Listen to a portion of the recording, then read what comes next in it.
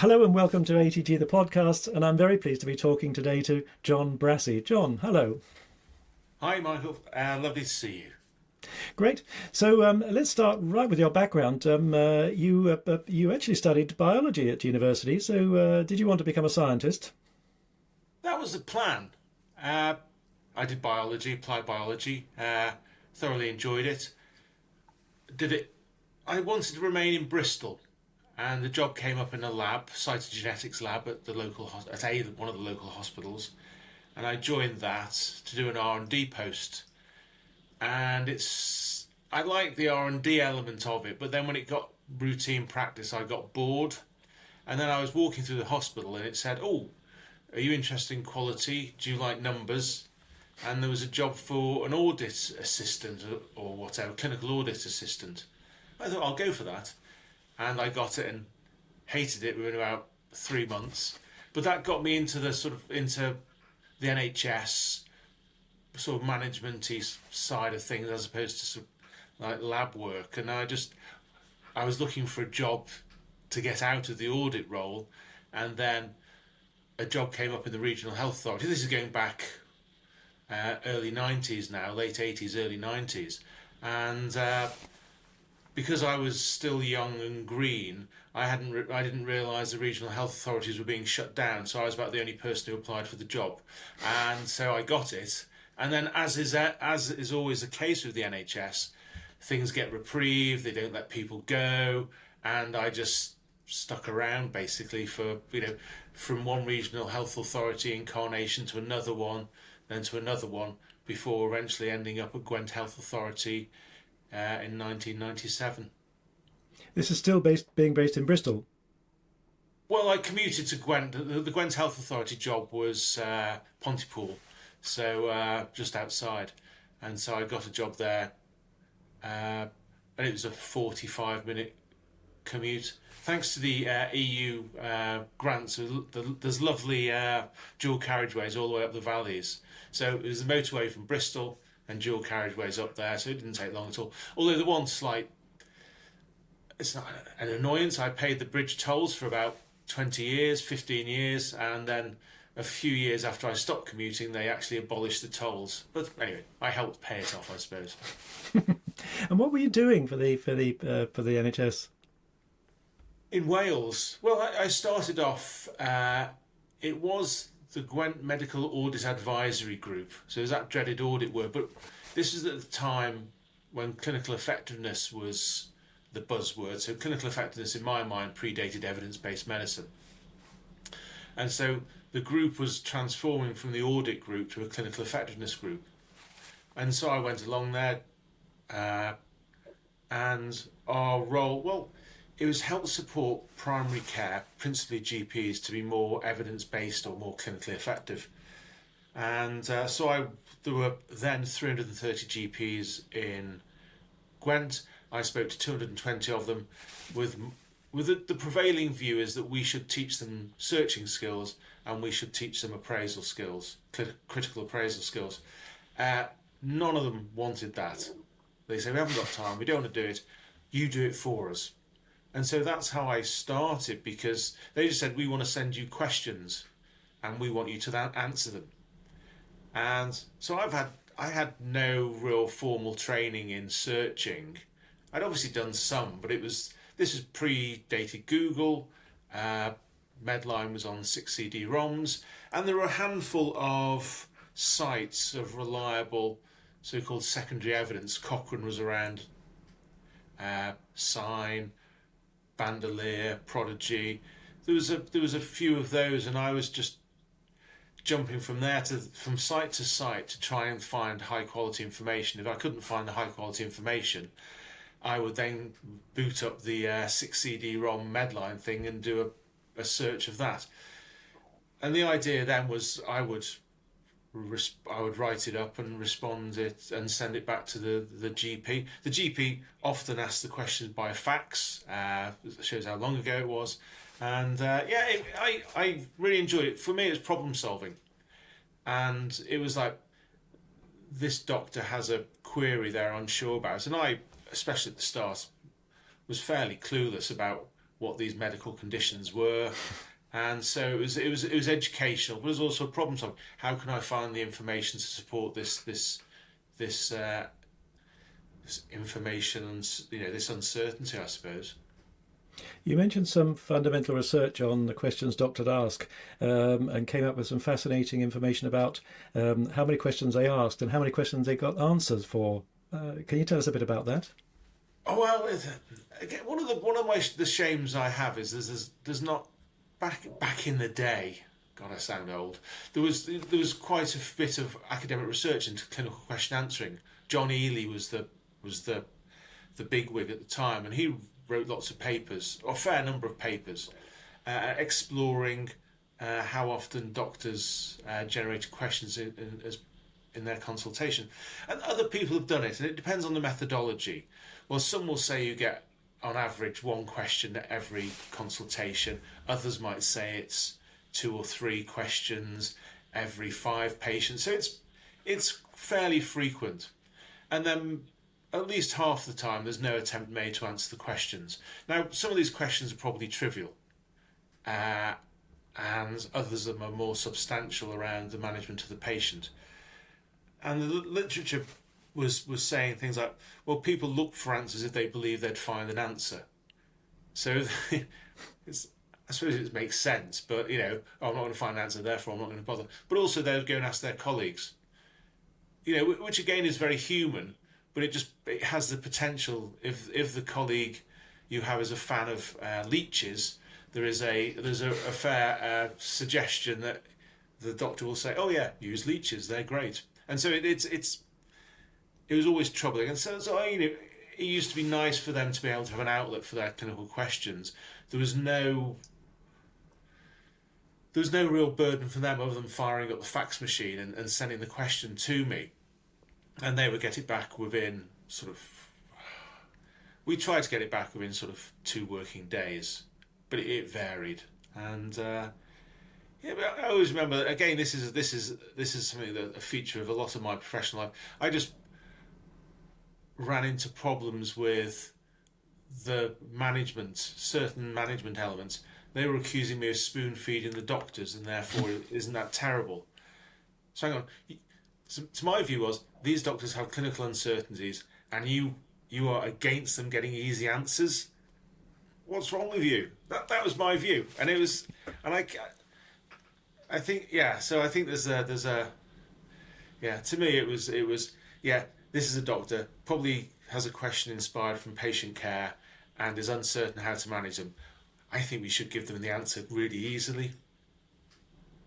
So, at what point did you reach the fundamental, if you like, sort of turning point for you in sort of from just answering individual questions to deciding there was a sort of there was some scope in creating a service just for this purpose?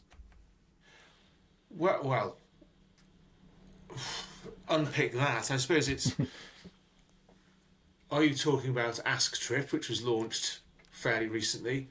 But we've got a big story before that, is the creation of the trip databases. Yes.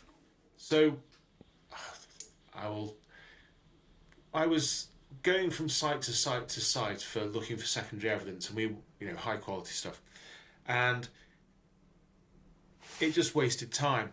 If you took 5 minutes each site and you looked at 12 sites, that was an hour. And I thought, if you could search it in one go, it'd be much better. So over the course of many weekends, I went to all these sites and recorded all their content into an Excel spreadsheet. So if I had a question on heart failure, I'd put heart failure into the Excel find function, and then, oh yeah, that title looks promising, and I'd paste the URL into the browser and hopefully find the answer. And that speeded things up. It got mentioned. I eventually got this put onto the web. Again, still 1997, so probably fairly soon after I'd started a track that was a Q&A service in Gwent and then later all Wales. It got on the web. Bandolier, which is quite a cool, it's always seemed cool, magazine of secondary evidence and high quality evidence, featured it, said this is great, and I thought, oh, it's not just me, but also it was nice, it appealed to the ego as well, because I was getting, oh, Bandolier is really cool, and it thinks what I'm doing is great. And so a combination of that and just helped me grow it, and I've grown it ever since. I've run numerous Q&A services manually, and it was only in the last about 2 years I started playing around heavily with ChatGPT, principally, and then I thought we could do this, we could automate it. And so what I normally do and what I've done most of my sort of web-based career is I just play around in the background trying to think of what steps would need to be undertaken, such as creating a search string, creating evidence extraction prompts and stuff like that. And then I thought this could be fully automated. I've got a genius developer, Phil, and so we just sat down and said, well, let's do this. And Phil managed to get the test version up within a couple of months, because it is actually quite straightforward. OpenAI, which is our principal LLM we use, makes it very simple for people to use it. Obviously, you need to have some technical. I couldn't do it, but if you've got a techie who's halfway decent, it's a piece of cake, really. Well, let's come back to Gen AI a bit later. But here we are with your Excel spreadsheet, and this is 1997. You set up the company in 2001, so presumably you got beyond Excel by that point. Yeah. Well, we actually launched in 1997, so it was on.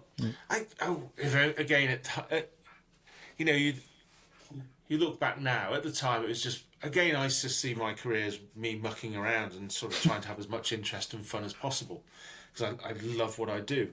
But I think it was. So I forget the months of when I launched Trip. All I know, it went live 1997. So I started the Attract service in 1990. So say it started in February 97.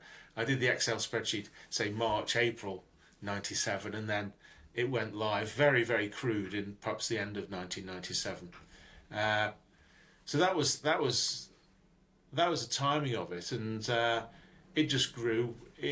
We begged, stole, and borrowed resources to keep it going, and then there was a guy who was also involved in Bandolier, called Muir Gray, who you may have heard of. He still is a genius, huge amount of energy, and he encouraged me to set it up as a limited company, because he said if it stays within the NHS, it will kill you.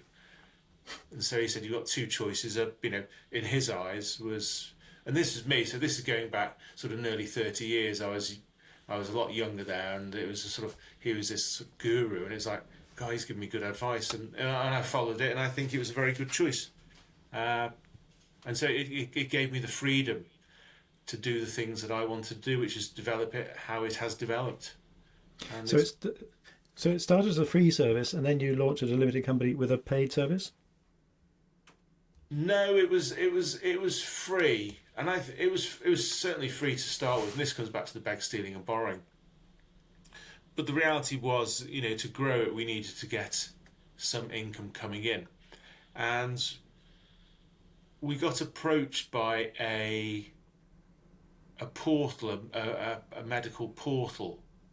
I think it's called My Yahoo for Physicians, and they said, we want some of your content on our portal. So it wasn't our content, we collated it, we curated the content, and so we worked with them. They gave us a big chunk of money, and we thought, okay, this is good. And so they funded us effectively. We got pockets of money from grants and things like that for a number of years, and we did some work back again with Muir Gray and what was the National Library for Health, and the ones that came after it. And so we got monies from various places, and we then, I think it was around 2015. Actually, before that, because this big contract we had with the My Yahoo Physicians, and then it became Univalis, was always renewed in January, and we only knew in December if it was going to be renewed. And it was like, I was thinking, this is no way to run a company if 80% of your funds could be withdrawn.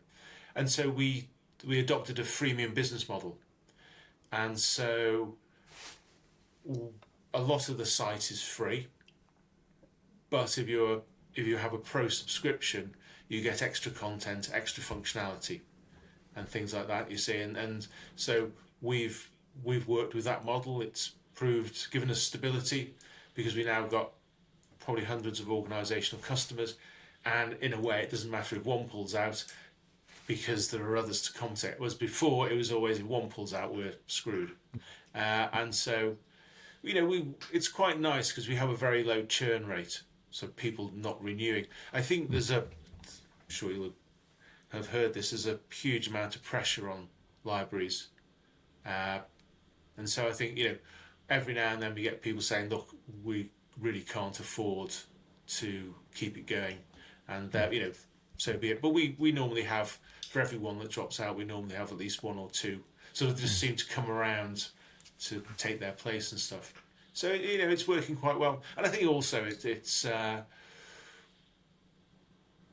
when we first started this route, a number of organisations piled in without thinking how to utilise it. And so they got very little usage because it seemed like a nice idea. But again, a lot of these institutions will pay for these resources, but there's one thing paying for it, another thing is getting it utilised within the organisation. And so a lot of the institutions that started us with no real implementation plan at their end we're getting rubbish stats, and so they withdrawn. And that we've got rid of that sort of bump of people now. So most of the people who are with us now have very healthy usage stats from TRIP. So it still hurts when they withdraw because it's basically me and a few techies. It's quite personal, I suppose. Mm-hmm. So, how would you describe yourself? You said you didn't develop it. You're not a developer. So, what would you call yourself? I don't know. Problem solver. I don't consider myself an entrepreneur. I'm not interested in money. A product developer or problem solver, because that's my joy. Is here's a problem. How can we solve it? And I really enjoy that side of it because it's just a challenge. And so at the moment with Astrip, we've got a big user feedback survey going on. You see the results coming in, you think that's really interesting. I've not seen that. I've not even thought of that. And it gives you think, okay, how can we accommodate this person? And often it's one of these things. It might be one person suggests it, and so you can A, dismiss it, or B, it can sort of really chime and think, actually, that's a really good idea. So I like it when I say it at each presentation I give. Please contact me and let me know if we're a bit rubbish in places, because that's how we grow and that's how we get better. Obviously, if it's constructive, it's even better. So you said you set the preservers up initially for doctors, but you also said, I think in a recent presentation, that about a third of your users are information specialists, which presumably is people based in a library. So how does that work? In what respect? Well, in these information specialists, and they're presumably intermediate between the questions themselves and you and the service. I think there's different use cases. Obviously, if you're a doctor, you've probably got patients involved, in your mind when you're doing a search. If you're an information specialist, I think the information specialists have different use cases. A lot of them will say they'll come to TRIP because TRIP is a walled garden of content created. With a focus on the higher quality secondary evidence. And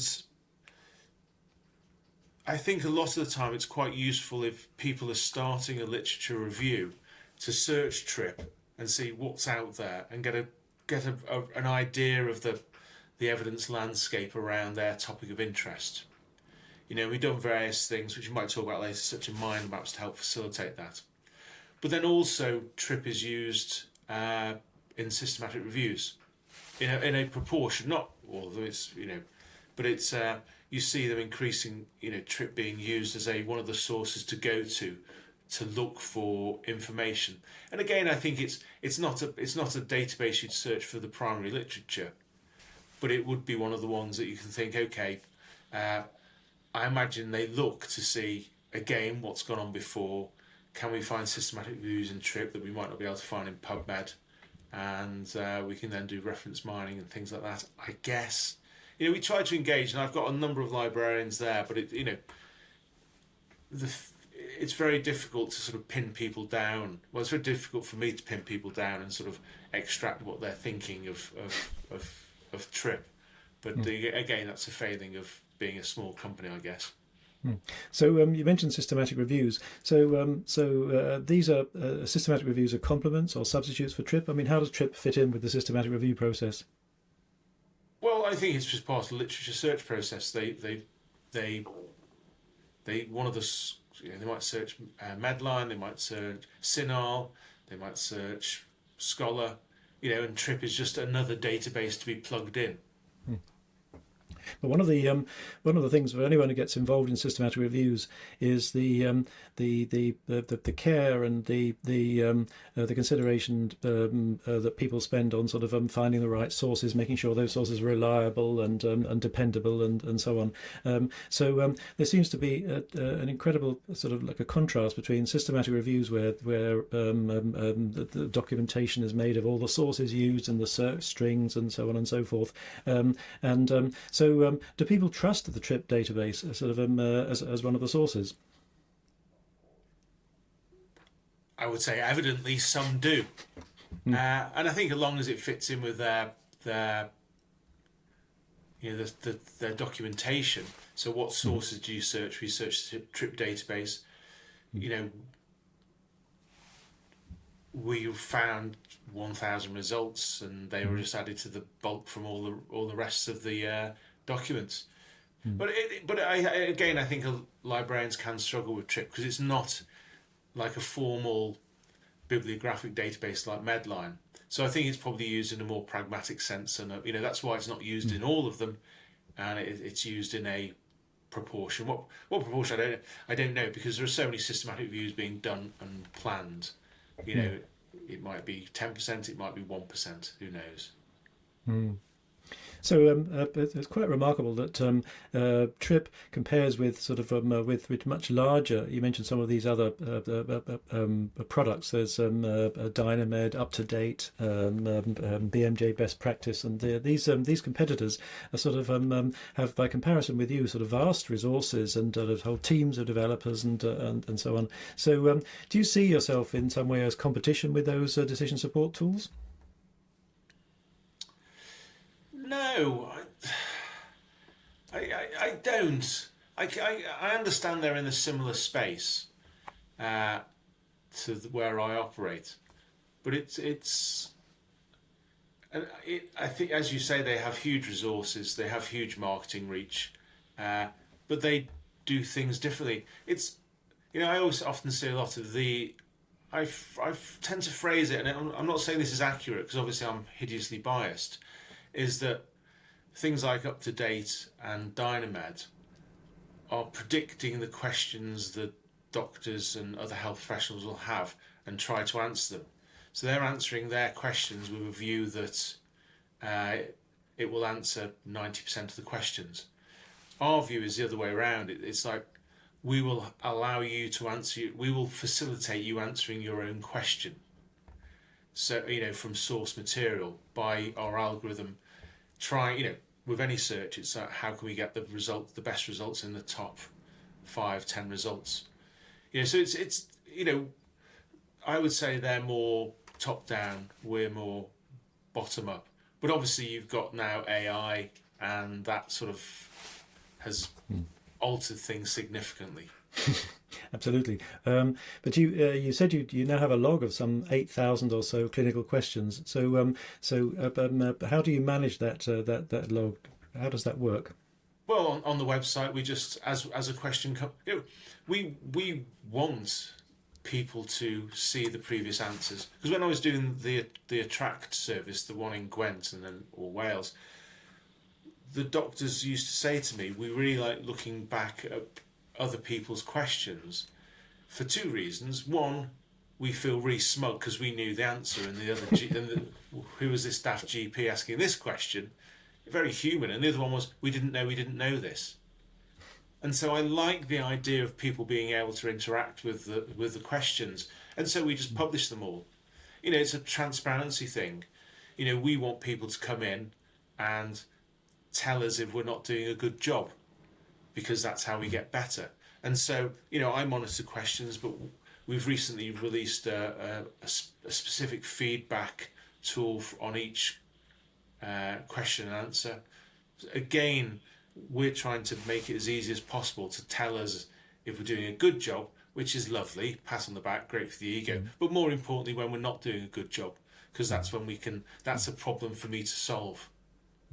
It sounds to me like you've, whether by intention or otherwise, you've this database of questions, as you say, is a sort of an incredibly rich resource in that these are actually the things that people in practice ask, which is very different possibly from what they were taught when they were at sort of medical school and so on. There's a great resource for you to work on. Yeah, but I wish, again, it's one of these things I keep coming back to, thinking how can we better utilise this repository of previously answered questions? Because I was involved many years ago in something called Duets, the database of uncertainty about the effects of treatment. This was set up by Ian Chalmers, who set up Cochrane, worked with Muir Gray. So, I'm again, this is when I was in my formative years of evidence-based healthcare. These were the sort of gurus. I think they're both now in their 80s. But Ian was very interested in research procurement. How can we be sure we're procuring the right things? Because the worst thing to do is ask a consultant or an academic, what should we be researching? Because strangely enough, it would be what the academic's interested in. And the reality is you need to get to the coalface of where the questions are. What are the questions that doctors are asking? Because the flow of knowledge comes from, I have an uncertainty, how can I get an answer to fill this? And then that's where the research comes in. And so part of it is, if you're an academic and you answer a question no one else is asking, well done, you've probably wasted a lot of money. So Ian got me involved in Duets to feed in questions from the Attract service and other services to feed into that, what are the uncertainties, the genuine uncertainties out there.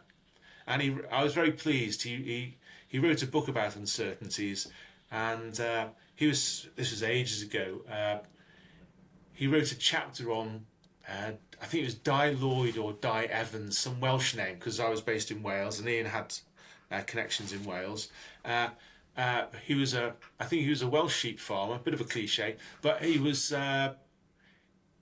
saying he had pernicious anemia, and because this is one of the questions we got asked a few times was, what is the best frequency of B12 injections in pernicious anemia? Was it 1 month or 3 months? So I was telling Ian this, and Ian said this is a ridiculously simple randomised controlled trial to do, but no one had done it. Because we got repeated questions on it, it rose to the top. And so Ian wrote a chapter in one of his books based on this Welsh sheep farmer called Di. But I think it's valuable. I think it's a really valuable resource to mine. So be it to feed into the research procurement agenda, also educational. Can we package it up? I like the idea of doing like a Duolingo thing where I don't know if you've tried, and I've tried and failed many times on Duolingo, but the principle is there. It's an easy interaction thing to test yourself. And I think there's probably some mileage in that. But we've got enough on our plate trying to get Ask Trip even better, and Trip itself. So it's like one of these luxury things, which I always hope that if I speak enough to as many people, someone will say, actually, I've got a great idea. Let's do something together. Because again, it can be a pain working with other people, but it can also be an absolute joy because they come in with a fresh perspective. And it's So one day something great will come of it. At the moment, we should hit 10,000 questions in January, which is, I think, in the talk at Search Solutions the other last month, it was. It took me 12 years and 5 Q&A services to get to 10,000 questions, and we've done it in just over 6 months. So for me, it's just brilliant. One of the things that one of the problems that you share with much larger services, and I think you touched on this in your recent talk, is the issue of research integrity, and you raised what I think of the incredibly important topic of trust. That you're providing answers based on selection of resources. So how can you ensure that those resources are actually are authoritative and trustworthy? Well, it's incredibly difficult. We have a mechanism within Ask Trip that ensures that we favour high quality resources. NICE, Cochrane, Sign, all the biggies. So we create sort of, I call them buckets. Probably silos is better. For when we get results back, we categorise them as essential, desirable, and other. And so we try to fill the answers with essential and desirable resources, and these are based crudely on an evidence hierarchy perspective.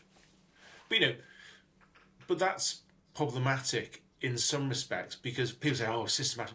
This is something in TRIP we've struggled with, not just with ASTRIP. People say, "Oh, systematic review, top of the evidence pyramid, must be good." No, it's not.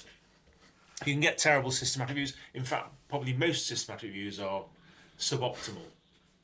And so part of that is, how do you see through the mist of the systematic review?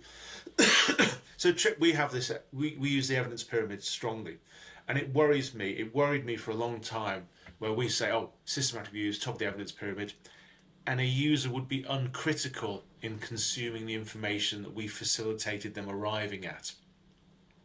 And so we've introduced evidence grading systems for systematic reviews, clinical guidelines, and randomized controlled trials, where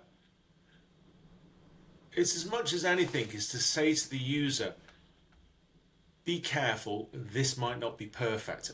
Because it's to trip them up a bit about just going, hang on, why are they scoring systematic reviews? Aren't they all great? Why are they suggesting this one isn't perfect? How effective that is, I don't know. But it's better than, to my mind, it's better than having nothing. As in, oh, here's a systematic review, it's the top of the evidence pyramid, go ahead and trust the evidence. And in this case, I think it's, for me, I felt we were doing a disservice to people if they fell into that trap of believing it's the top of the evidence pyramid, which is one of our signalling mechanisms, and then not suggesting actually, even though it's at the top of the pyramid, it could still be problematic. And so that's why we have these great. The one thing we haven't done yet, but it's on the list to do, is when we bring this evidence into Ask Trip, we have more clarity of saying, oh, we have this systematic review, we found this information from this systematic review, however the systematic review might be a bit dodgy, or this randomized control trial looked at very small sample size, or whatever. And so I think these are all things that will come out in the wash as we develop the service. So we've got big plans for the start of 2026, which I was only discussing earlier today with Phil, our main techie on this, and sucking in the scores from the main trip for systematic reviews, guidelines, and randomized control will feature probably early to mid 2026. It's about transparency. Trust comes from transparency, I think. That's why we're very keen to share as much as we can with what's going on, and part of that is a scoring mechanism. So this scoring mechanism, you say, is this can't come from a human-based evaluation because there aren't enough of you. So you're presumably using sort of machine-based tools to identify the sample size and things like that. It varies. On each one has a different approach. Just to confuse things, the guidelines one is done on a publisher basis, at the publisher level. So we looked at the publishers and we looked for their guideline methodologies, and we said, oh, this one doesn't have a guideline methodology. How on earth can you know if its guidelines are any good? Okay, that's a low score. Oh, this has got a full guideline methodology. It has a conflict of interest statement. It records, it does a systematic review, etc., etc. That's a good one. And we had it's an 8-point scoring system. And so that was done on a publisher basis. And so each guideline from a publisher will get the score. So all guidelines from the publisher will get the same score. That's how we did that one. The systematic reviews one is sort of natural language processing, looking at things. So how many randomized controlled trials did you use? We look at things. Was it registered in Prospero, which is the systematic review registration, which is a great resource. And so we build it up, and that's automatically read when we index the site. And then the randomized control trial ones, we use LLMs. And again, I don't claim it to be 100% accurate. What we say, we have a prompt to say, look at this randomized control trial, point out the strengths and weaknesses of it, and then give it a score of up to 5, I think it is. And so, yeah, and it's incredible what it does in pulling out the strengths and weaknesses. So I think the strengths and weaknesses are really good.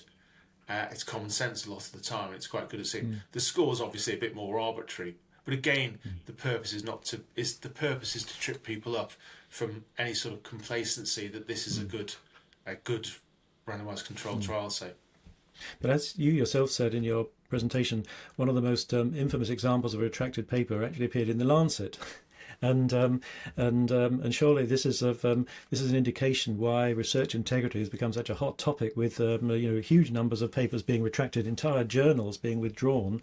So are you able to take all this into account with the TRIP database, so that when an article is retracted, you pick it up and sort of treat it differently? Well, in the systematic review scoring system, we regularly is it monthly? 3 monthly, we go and we download the Retraction Watch database, and we see if any of the references within the systematic reviews have been retracted, and if they are, we red flag it. So we have a red flag on the systematic reviews. We raised a broader point, which we haven't done yet. So again, this is why it's great talking to people.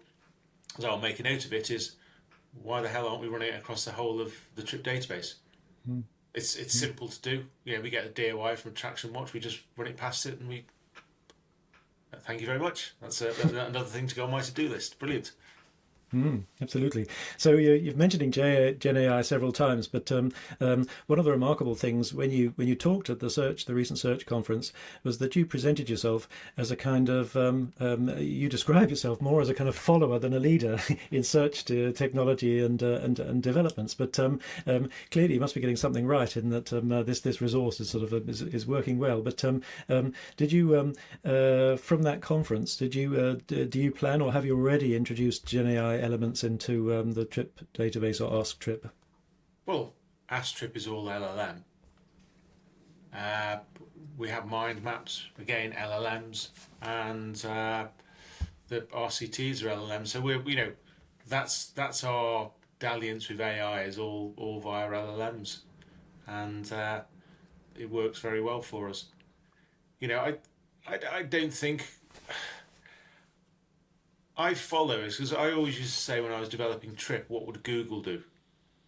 So because if Google introduced something, it's probably they've probably spent millions of pounds getting it right, and think, oh, can we borrow that idea? And so a lot of the times you look around at what other people with big budgets are doing, and you say, actually, that's a good idea. But again, there's the part of it is, for a number of times I've allowed my enthusiasm to get the better of me, and I've developed products which no one wants other than me. And again, it comes back to the user, and what does the user want? What problem are you trying to solve? And I think we're quite good at that, and I think that's why we're successful. I was talking to actually, it's just something that comes up quite a lot. Mainly from information specialists who tend to buy this sort of stuff, is that vendors are sticking AI onto products because they should be doing AI, and they say they're broadly rubbish most of the time, because I suspect someone up top of a large organisation says we must ride the wave of AI. Let's bolt on some. Where can we bolt on some AI? And and I think there's often a disconnect from what the user wants and what people, the bean counters want. we need to do this so it sounds sexy and we can sell it.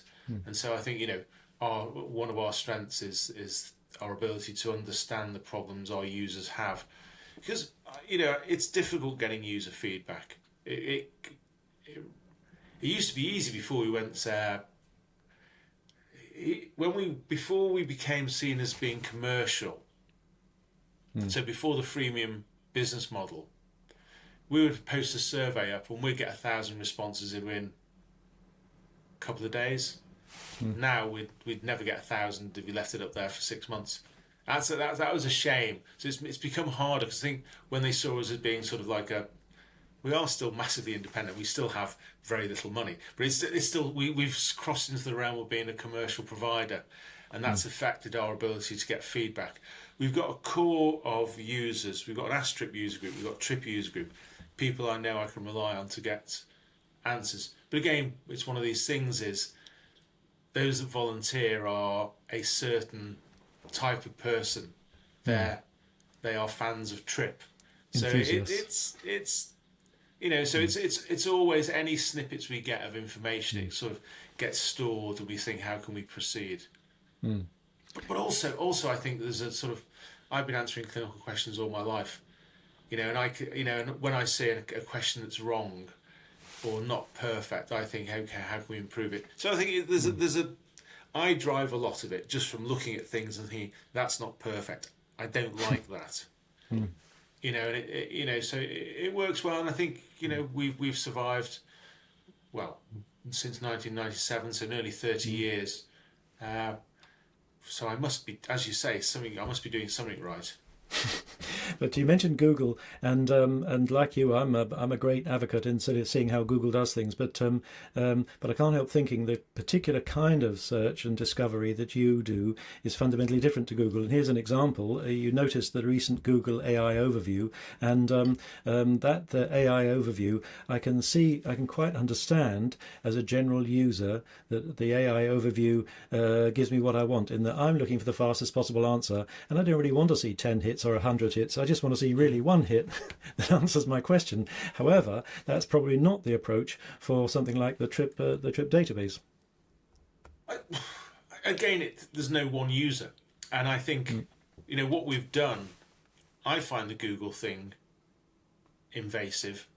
I don't like it, and I trust ChatGPT more than Google's attempt. So I've increasingly switching to using ChatGPT for a lot of the things I do. I just hope ChatGPT will do maps. Anyway, that's but that's my use case, and it's sort of, we've introduced something not a million miles away in Trip. Is that if you do a search where we feel you could infer an intention, we will send that to an LLM saying a user has searched for XYZ. Can you suggest 3 clinical questions they might be asking about? And so it doesn't work if you have something like asthma, because there's no sense of what are they interested in. Asthma diagnosis, maybe. You can say, this person's interested in asthma diagnosis. So you send that to the LLM and it comes back with 3 choices based around asthma and diagnosis. If they then click on one, asthma diagnosis, and spirometry, you've got another hint, and so you generate 3 more questions. And this is then placed in the search results. Users can ignore it, they can minimize it, they can get rid of it forever. But we're finding about a quarter of our questions come via Trip to Ask Trip, where we've suggested questions and then people have gone from Trip to get the answer. So it's a valuable source of traffic on Ask Trip, and it helps us establish Ask Trip as a useful resource. So it's not exactly the same. We don't do the answer. We suggest questions that they might be interested in, and yes, that seems to be working reasonably well. So that seems to be remarkable, in that what you've identified is the use of an LLM. So instead of it asking for the meaning of the meaning of life, you're asking it much more precise and sort of targeted tasks, which is going to have a better result in a better success rate at delivering. Yeah, well, if someone does a search for diabetes and type 2 diabetes and GLP-1 receptor agonists, it doesn't take a genius to infer that they're interested in what are the, it could be what are the how effective a GLP-1 receptor agonist in type 2 diabetes. It could be, a secondary one could be what are the adverse effects of GLP-1 receptor agonists. And so you can sort of make reasonable guesses, and then you stick that to an LLM, which in many ways has got a broader view of these topics, and it flies at it. It does it. The questions always seem plausible, and people click on them in large numbers. So you think it's a nice the way it works. Clearly, you've picked up a lot of knowledge sort of kind of on the job of how sort of medical questions, the kind of questions that medical practitioners ask, and the information specialists who do systematic reviews are in some ways sort of in the same sort of boat. But I'm intrigued that this remains one of the few areas of search where professionals are still involved. In most areas of search, this sort of years ago there used to be the reference desk at a library, and the reference desk doesn't exist anymore. So my question is, do you think that medical searching requires experts of that kind, or something like TRIP can largely replace their expertise? Yes, I think that's a question I get. I present a lot about Ask TRIP, and I tend to get a very hard time from librarians and information specialists. I think there's a lot of fear out there of, AI. I think it's often couched in with lack of transparency, lack of reproducibility, understandable and fair comments. But I think underpinning that is still the worry that where's my job going to be in 10 years' time. I think it's these legit. The same could apply for TRIP. Well, TRIP B. And again, ChatGPT has been out for sort of like getting on for 3 years now, is it? Yeah, I think it's about 3 years around now, sort of November-ish, end of November 2022, when it sort of hit the headlines. And it's gone amazingly since then. So what's it going to be like in another 3 years' time? Who knows? It's certainly going to get better, that's for sure. The vast amount, or it might go bankrupt, but the vast amount of money they're ploughing into it, and a lot of activity there. So it's, will there be a role for if you're involved in systematic reviews, it's a niche activity, and they might still go on, regardless of whether it's a sensible thing to do. Is neither here nor there. But I think the systematic review is there's an industry behind systematic reviews, and I think that it will persist for a long time. And I think you see certain AI sort of dalliances with supporting systematic reviews, and it'll be interesting to see how they develop. Because I was involved very early on in the autumn. There was a ISCAR, no, what was it? I forget the acronym now, but involved about the automation of systematic reviews.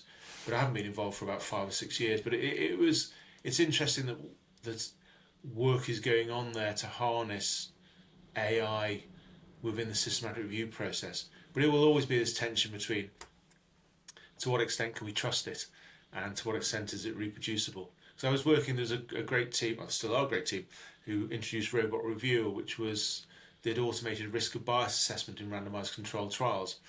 They trained it on at least 10,000 risk of bias assessments done within the Cochrane collaboration.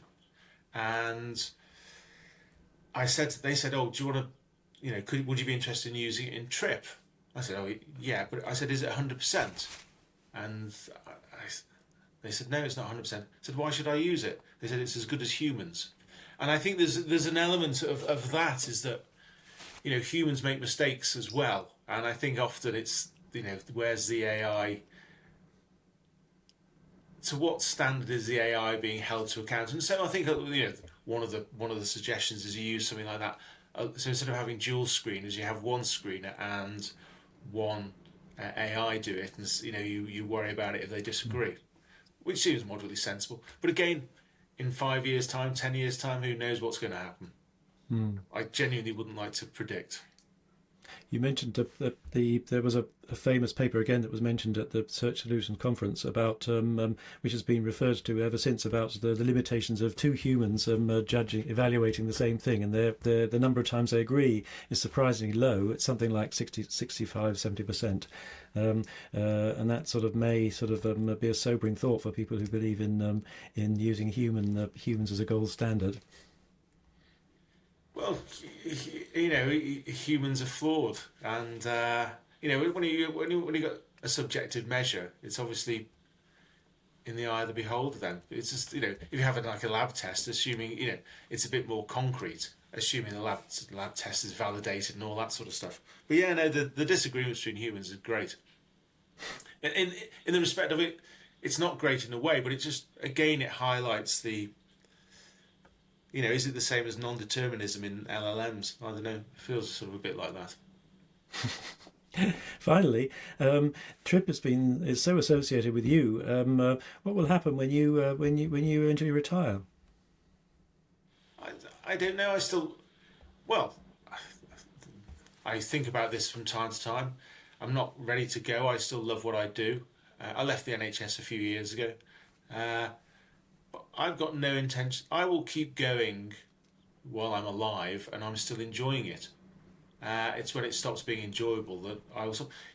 We get approached from time to time from people saying, "Oh, we'd like to work with you. Are you interested in investment and stuff like that?" We've bootstrapped everything really, and I like that way. But part of it is this thing about part of me has this weird mic drop thing of saying, well, I've had enough. I just switch it off one day, and by the way, if anyone, have no plans to do that. But I've done this my own way the whole way through, so I quite like the idea of doing it my own way on the way out and just saying, right, that's it, bye. But who knows? We've got talks in the new year with an investment thing. But again, I just think they just want to make money. People invest when they want to make money, and as I say, I'm not motivated by the money side of things. I'm motivated because it interests me, and I think it does some good. We're searched hundreds of thousands, millions of times a year. We support clinical care across the globe. That to me is great.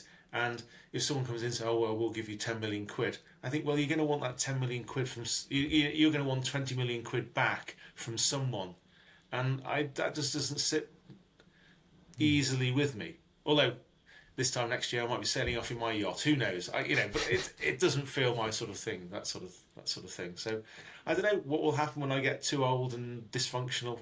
We shall see. But hopefully that's not for at least 10 years.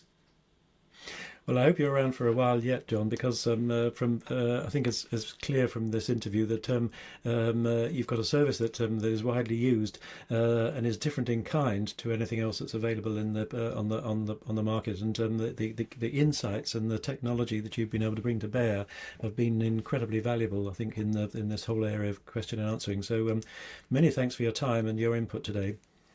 That's very good. It's been a pleasure talking with you, and thank you for prompting me to think of some new developments for Trip. Excellent. Thanks again.